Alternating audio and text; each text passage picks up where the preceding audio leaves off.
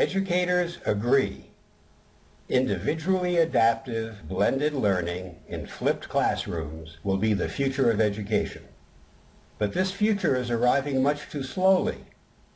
It's just too complicated to design curriculum and manage operations in this way.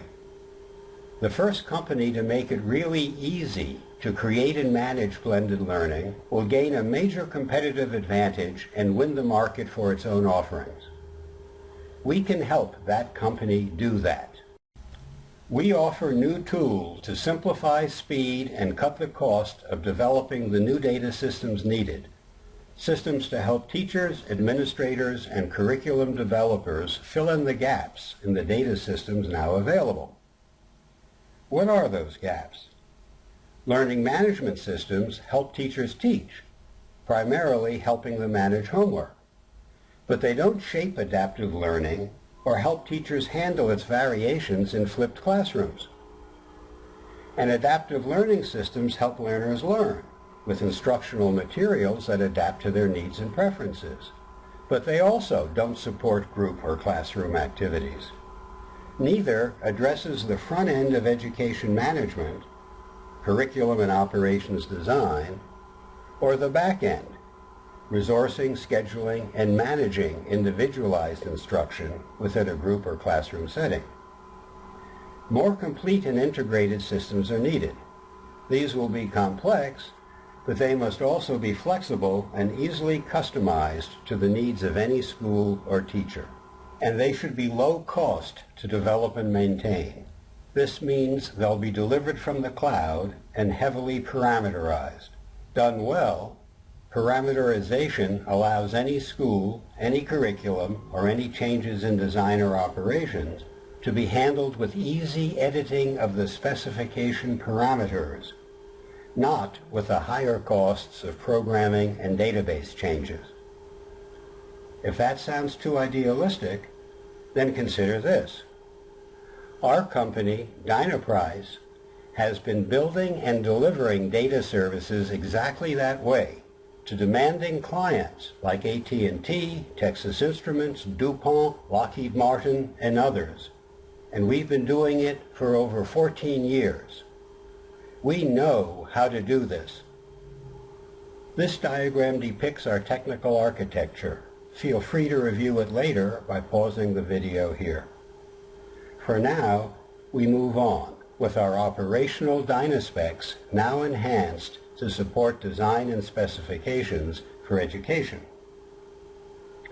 Our new version, which I'll shortly demonstrate, addresses the front-end gap.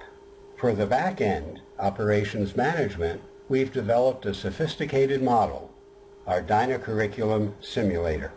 Here's a picture of this tool. It simulates learners flowing through a mix of individually self-paced studies and coordinated group activities. To reconcile individual differences, the group activities are dynamically resourced and scheduled based on each learner's progress and readiness. Both solo and group modules, as well as coaching and peer tutoring, are modeled with variable parameters for each, including requirements for time, staff, and room resources, just as they would be for any school. Our Dynacurriculum Simulator was designed to identify, by trial and error, the software logic and database architecture best suited to support blended learning. Identifying these early speeds design and development of the parameterized software needed. Further description of Dynacurriculum will be in a future video. Here we simply note that our enhanced Dynaspecs tool supports all the logic and architecture identified in our Dynacurriculum simulations. It does this by collecting and organizing all the parameters needed to drive its application builder program. And there are a huge number of design and operational parameters involved. They include adaptively chosen alternate pathways through thousands of learning objectives, alternate curriculum modules for teaching or learning each objective in a curriculum, assessments for each objective, independent of how it is taught or learned, and resource requirements, with availabilities and assignment rules at any particular school. Reviewing the character of these specs, we notice something interesting. Most are best described graphically as diagrammatic visualizations because diagrams highlight the complex multidimensional links between and among them. Visualizing all those links without duplication or inconsistency is the key to parameterizing a system for blended learning. Our Dynaspecs tool is designed to do just that. This is the overwhelmingly complex visualization problem it solves. Each learning objective in a curriculum is linked to its prerequisites and is itself a prerequisite for others. For adaptive learning, each will carry a measure of each learner's mastery of it and should carry a measure of our confidence in or experience with that measurement. Assessments measure mastery of each objective, and assessment outcomes use parameters to update our measures of mastery and our confidence in them. Individual assessments are also grouped together into tests for normative evaluations. Each objective is linked to a collection of the adaptively chosen curriculum modules used to teach or learn it, and each module may itself teach more than one objective. And the activity in each module will require resources such as staff, facilities, and time. These requirements may be specified for a generic resource type, say a fifth grade teacher, or for a particular one, say Mr. Jones. And in each school, each generic resource type has many particulars, with priorities and rules for assignment of any one to any curriculum module. Put all these links together, and every single one is needed somewhere to drive a program of adaptive blended learning, and you get an extremely hard to visualize set of specs. And this is for only one learning objective. With perhaps 250,000 of them in a K-12 curriculum, structuring all the specs needed for a program of adaptive blended learning is a huge problem. To solve this problem efficiently, we need a tool with all these features.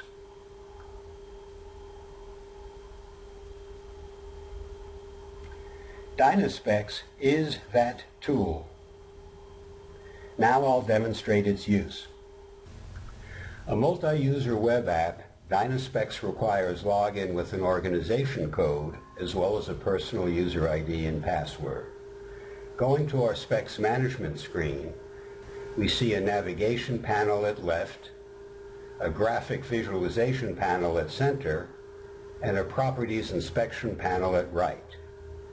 We can quickly navigate down through our imported set of Common Core standards to a part of the curriculum we've built out for our demonstration, 5th grade math.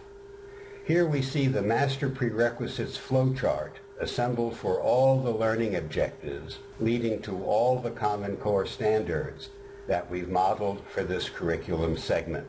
We can hide the side panels to see more of this large flowchart, and we can zoom out and pan the screen to see even more, or zoom in on a particular area of interest to see the details. Zooming out and restoring the Properties panel, we can inspect the properties of any element in the flowchart, expanding the properties for full text when needed. To add a new learning objective to the flowchart, say a cognitive one, we pick its modeled type from our icon tray and drop it over one of its prerequisites, entering the name "can write a bank check" and picking a relationship type enables for the connection. We can move it where we want it and then go over to the right the Properties panel and fill out its properties. Here we can use text, multi-choice, and other form elements to save time and ensure consistency in our data gathering. After we've completed work on that new learning objective, we can perhaps connect the second prerequisite to it, selecting its relationship type, and completing our editing. This is actually a simplified flowchart, as we have collapsed into what we call step sequences, simple linear series of objectives that would otherwise blow up and complicate the visualization. We can inspect these and see what their endpoints connect to, and then return to the parent flowchart. The flowchart is unidimensional, showing only prerequisite links among learning objectives and Common Core standards. To inspect all the multidimensional relationships, including assessment links for a particular objective, say determine the value of an exponent, we can switch to what we call RelPort view. This shows, for the selected focal node, all of its multidimensional relationships to all other things modeled, gathering all links of the same type in both forward or child and reverse or parent directions in separate windows we call relationship type portals. Here we can change the sequence of links by simply dragging and dropping a node within any RelPort. Note that certain links here for the evaluated or assessed by relationship can carry direct children with them for improved visualization. Our unique RelPort format allows for unlimited links in any direction or dimension. If a RelPort window is too small to show all links, it can be scrolled or maximized. Note that any element within a RelPort can be selected and have its properties inspected at right, and can be deleted there. And so can any link. The link can also be deleted by clicking its little X. In RelPort view, we create a new node by selecting its type from the icon tray and locating it on the screen as either a parent or child of the focal node, giving it a name before completing its properties at right, and choosing its relationship to the focal node. Here we receive a specially programmed form designed to speed creation of a new assessment of type multiple choice question. We specify the question, the characteristics of the assessment and its answers, and enter each choice with an identifier for scoring and the full text for each of the answers, and identifying which one is correct. And we can easily add a none of the above choice. After we enter all the specifications, we can see the new assessment in its RelPort. We can then select the current visualization for our learning objective and switch to its layout view. This shows the new assessment's correct and wrong answer validates relationships back to the focal learning objective already drafted. We can now create and edit distractor links, connecting each wrong answer to the learning objective whose mastery measure it will recalculate. And we can put in mastery measurement feedback specs for correctness and confidence.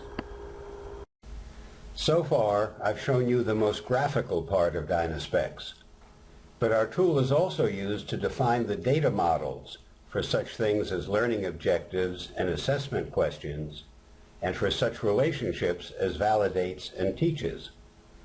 We reopen our navigation panel, navigate up to our login organization, Learning Advancement, and down to the thing types we've defined for our systems development and to our data model for an assessment challenge. In this RELport view, we see here what groups it's included in for navigation or classification convenience, how it's described by various integer, text, and other data typed descriptors we've associated with it, what SQL data definition language parameters we've selected for it, such as a primary key and an index, and what subclasses we've defined for the general class called assessment challenges, such as the multi-choice question we worked with just now. From the descriptors and the SQL parameters for our assessment challenge data model, our application builder program can create database tables for use in a blended learning management system. When we want to add an existing descriptor and data field to a defined model, we clone our navigation panel, navigate to the descriptor we want to add, and drag it to the RELport panel, selecting its relationship to the focal node. Then we can sort it as desired. Finally, I want to show you some other features of our Dynaspecs tool. It has a library of built-in database entities and relationships that can be used without the need for recreation. Here we show the model for a decimal descriptor, for instance. With all the properties a new descriptor of decimal type can be given. In like fashion, any Dynaspecs user can create a library of its own data models, as we have for assessment challenges, and make them available, perhaps with subscription pricing, in the library for shared use by others. Dynaspecs is also designed to be multilingual.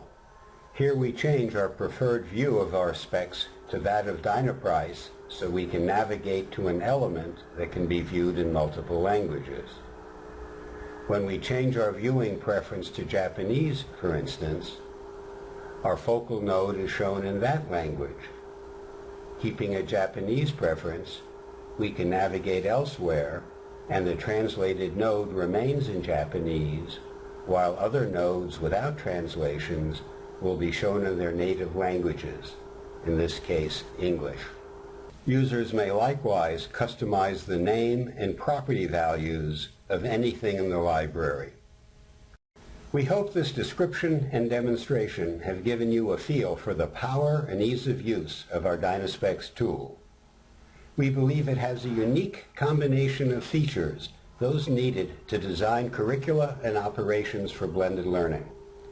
Together with our DynaCurriculum Simulator, we think it can seriously advantage one competitor in the race to set a standard for blended learning operations and win market share in future education markets.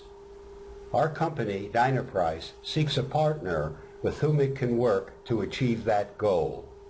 If you are that firm, please contact us. Thank you.